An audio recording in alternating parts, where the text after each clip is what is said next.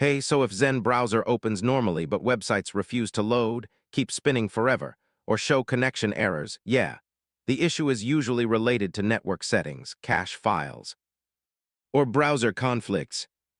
In this guide, I'll show you how to fix Zen browser not loading websites step by step.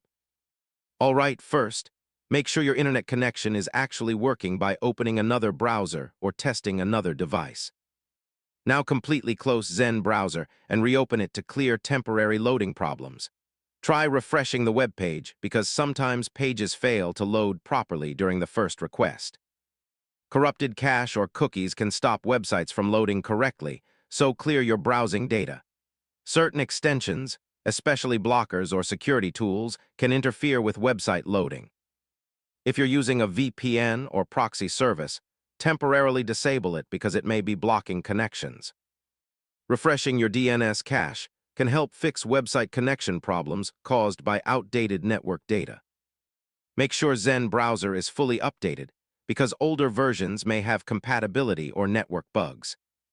If websites still won't load, reinstall Zen browser completely to reset corrupted settings or files. And yeah, that's it. One of these fixes will usually get websites loading normally again in Zen browser.